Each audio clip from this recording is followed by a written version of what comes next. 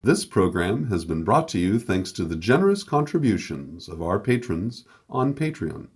Your patronage is greatly appreciated. And for more content like this, be sure to check out the Modern Alchemist channel on Patreon. Greetings, and welcome to the Modern Alchemist channel. I'm Aubrey Forrest, the Modern Alchemist, and this is Alchemy After Hours, where we get together in the comfort of the last exit and share a cup of coffee or tea, perhaps a snack or two, while we commune and talk about some of the things that we've already talked about, and perhaps explore them a bit further. Today, I thought it would be fun to share with you a mental exercise that I've used for many years to great benefit. The one I'm speaking of is the result of my exposure and having learned more than a single language. And as I learned Dutch and then later German and French, I learned that, in each language, there are different ways to have plays on words. But more often than not, the sound of a word often is or can be seen as the word.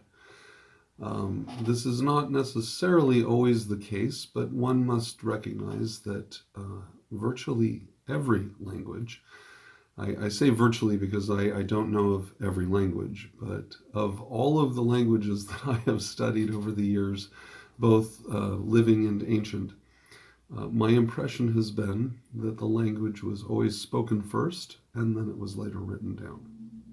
And that the process of understanding writing and receiving writing is often associated with a kind of divine inspiration.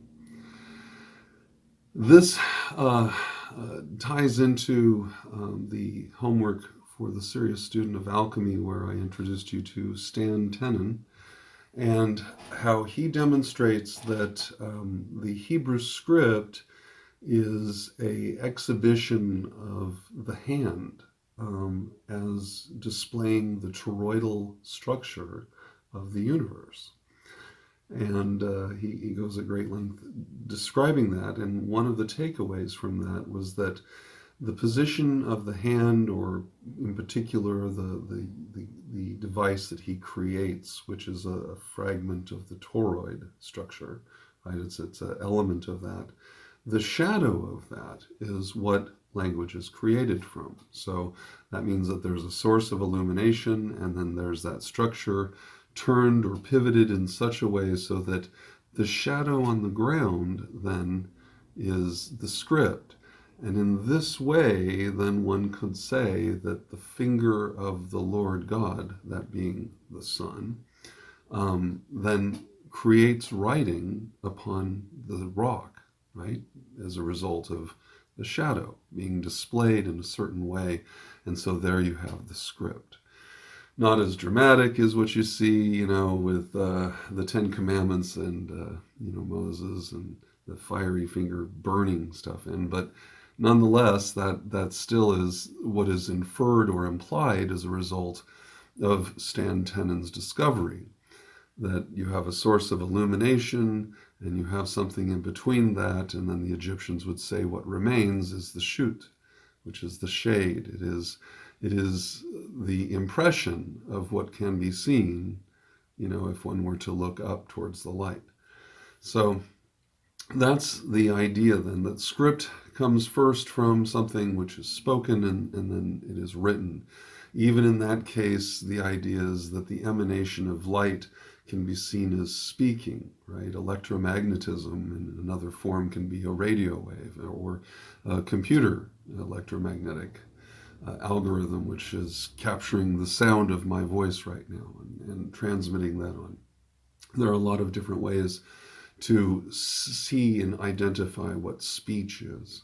Certainly the Supreme Court of the United States has gone to great lengths defining what speech is, and it can take many forms beyond simply what is verbally spoken. So that's something that I've long thought about, and it's been a component of my higher education at the University of Washington, where my focus was in speech communications. And so I've been intrigued with the understanding that speech in all its many forms is an exhibition of consciousness. And the idea then is that this exhibition of consciousness has a relationship to itself and its environment, so that the sound of a word can have relationships which chain out, and we describe that in the Kabbalion as the principle of correspondence, that things relate to each other, they correspond, and understanding the webwork of that correspondence can be a revelation, especially when you have a word like soul, which is spelled 3 different ways and has what would seem to be 3 entirely different meanings. And yet, by the time we're done with our little chat here, you're going to see that whether you spell it S-O-L-E or S-O-U-L or S-O-L, the reference may well be considered interrelated around the same idea, the same subject, the same concept. So let's begin with a discussion of the word soul, S-O-L-E, and see where that leads us. So, most people, when asked, what does the word soul mean? And if we are not giving them any particular context, they can come up with one of 3 meanings, especially if you're not spelling it out for them. If you simply asked a person without any other context, please, could you define for me the word soul? You could literally get 3 different meanings. The first meaning that often is provided if someone doesn't leap to the word as spelled S-O-U-L, if they're thinking S-O-L-E, then they might be considering the bottom of their foot, as in the sole of their foot or the sole of their shoe. They might consider the word S-O-L-E as meaning individual, unique, the one and only. And they would be correct in both of those. The interesting thing is that if we remember what these 2 definitions are and then move into the next one, we can see something unique take place. Because the word S-O-U-L is descriptive of the union, as we've talked about before, between the thesis and the antithesis, which becomes the synthesis. It is the union of Chokmah and Binah. It is wisdom and understanding. It is unified. It is salt and sulfur combined together to create mercury.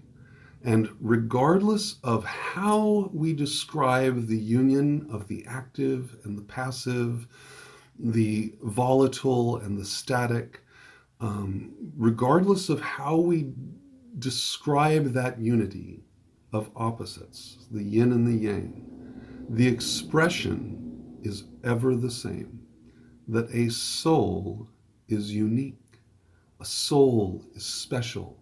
A soul is incarnated once and never again, which is why we spend so much time in many cultures fretting over the salvation of our soul. We never worry about the salvation of our spirit. We know that the spirit is eternal, and we know the body perishes, and the soul inherits both of those qualities so that it too may pass, it too may perish once the union of spirit and body are divided, and only the memory of it is eternal. So the soul, as S-O-U-L, is the point at which these 2 principles unify. When we think about the S-O-L-E, the soul as in the bottom of the foot, we get the same exact definition. In fact, it is a matter of fact that the bottom of your foot and the lines on there are as unique as the lines of your handprint, that only you have these prints and nobody else. Just like the bottom of your foot is unique and only you have those. That's why when a baby is born, they take footprints, because the footprints are as effective as any fingerprint or handprint of an adult. And it will always be their footprint. It's unique to them. The other thing that's fascinating to me about the soul is the activity that it represents. And the fact that as you walk, your walking can become a meditation, because your body then can represent the higher principle, which momentarily comes in contact with the temporal, earthy principle. We are active, the earth beneath us is static. And for a moment, our foot steps down on the earth and we have purchase, and with that purchase, we move. And we move based on how we want to go. We could run, we could walk, we can move to the side, we can pivot, we can dance, we can jump. It is left to us, the higher principle guiding us through that moment of contact, and it exists and then it is gone, awaiting for it to be resumed. And so we walk or we run and we move through the world firmly upon the sole of our foot. And that sole represents that point of contact, that instance where something happens, something that can change everything and make everything take place, because now you're moving. You're not a fixed object, you're an animated object. You then become part of the animus mundi, the universal soul, which and the thing that makes this so fascinating to me, the thing that I get so excited about when I meditate upon these concepts, is the fact that we are that unique, that the idea of our soul, that we are soul human beings, that we are independent, that everything about you is uniquely you and not somebody else. You might have inherited some traits, but that's a product of living within the world. How we deal with the traits we inherit, whether it's a propensity to be jovial or a propensity to be angry, quick to anger, a propensity to be quick with our thinking or perhaps needing to take more time, a propensity to be well-liked or someone who struggles in large groups. These are the things which are part of our construction, but what we do with it is unique only to us.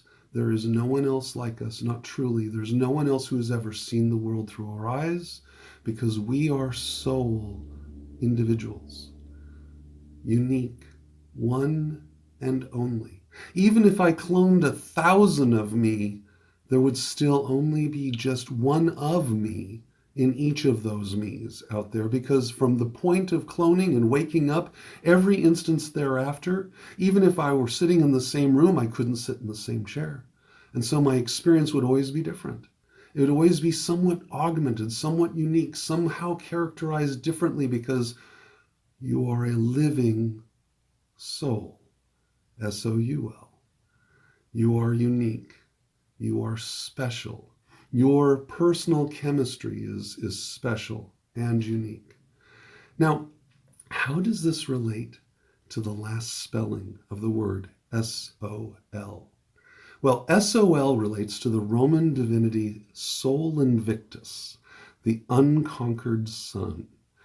And that ties directly to our star right now, that beautiful white gold sun that blazes away and keeps our planet rotating and warm and facilitates literally everything that we enjoy on planet Earth. For without it, we know what the world would look like. We have plenty of other worlds in our solar system that are frozen and dead because they're too far from this light, from this warmth, from the electromagnetic input that sustains all of us in every conceivable way. And I mean that, every possible way. Because we know that the solar output can have direct relationships to people's physiological well-being. That certain states of solar output can cause anxiety or depression. It can cause heart attacks. It can cause strokes. I mean, the sun, and that's just in the extreme sphere. That we're not even talking about the run-of-the-mill star every day that's not doing something uniquely special. It is still influencing every aspect of who we are and our environment. If it were just to be static, and let's say that some imaginary universe, we were able to be completely separate from our environment and influenced only by it, by being in it, we still would owe everything to this star, because there would be nothing out here to eat or enjoy. There would be no liquid water. Everything, the atmosphere would probably sublimate into space over time. Who knows? I mean, we have only to look at the outer planets and moons in the solar system to get an idea of what life is like too far away from our unconquerable sun. Now, recognizing that, and recognizing that this star then may have a direct influence upon everything that we do and our conscious states and our physiological states, then you can see how we, by extension, through the eyes of our collective ancestors, could be viewed as children of the sun, right? Because we are born here, and it then becomes the Father. And we are the sons and daughters of this star. One of the things that I have found over time can be somewhat offensive to others is the recognition that this star is tied to destruction. And that is by its association to the god Shiva, who is the destroyer god. In that context, then, we are children of perdition, which is a biblical term for those who are damned. And yet, because of the fact that we are here and we are sustained by its light, we are literally the sole survivors of the last great cataclysm, which wiped everything out, and every culture thereafter looked upon our world as having been recreated in one way or another. And so this world became a new world. That anything that went before were a completely different set of rules, and now we have a new creation, a new world. And not surprisingly, we can see that take place in stages, from the Pleistocene and the end of the Pleistocene taking place in a mere matter of, in some places on the earth, months and years, and others within a matter of decades, where the ice retreated and everything changed. And we went from megaflora and megafauna to the world we have today. We can see these changes, and they've been cataloged in various mythologies and described when we understand that these gods of ancient times were also stars. And the idea of planets then, from the Greek, is the idea of a wandering star. And amid all of that wandering, there was one star that survived, Sol Invictus, the unconquerable sun, which incidentally wound up being the patron for the Roman army. Seems suitable, right? You're a soldier and you look up and you're like, look, that star is still burning. I'm going to fight yet another day. So these are the things that can be thought about when considering words and considering their meanings. It takes just a quick Google search and you begin to find an entire exploration available to you, where you can recognize that these words were not created incidentally, that the people who created our language so long ago recognized that the vast majority of the population were illiterate, and therefore the distinction of a word S-O-L-E from S-O-U-L to S-O-L was often irrelevant, because it refers to the same thing. And you might find it fascinating to do a word search and explore this idea further on your own time, by realizing that any word with the prefix S-O-L is revealing to you characteristics of our star. So solemn and solve and solicitation all can guide you to attributes and characteristics that relate to Sol Invictus and relate to your soul, your personal expression, and relate to the sole of your foot and how that ties you to planet Earth and your experience right here with me and your friends and your family. And among all of that and among everything around you, never forget that you are unique, and so are they. And that's what makes everyone in their own right special and worthy of respect, worthy of kindness. It's why the Buddha teaches that ultimately when you have achieved enlightenment, you recognize the Buddha is in the face of everyone you encounter. And therefore you greet them and say namaste. Recognizing, by translation, that the divinity within me acknowledges the divinity within you. And we are all, therefore, united in our solitary experience here upon the planet. All right, that's it. I'm all out of coffee, which means it's time for us to pack up and head back from the last exit to wherever it is we need to go. I'm Aubrey Forrest, the Modern Alchemist. I've really enjoyed sharing these ideas with you. I'll be talking to you soon.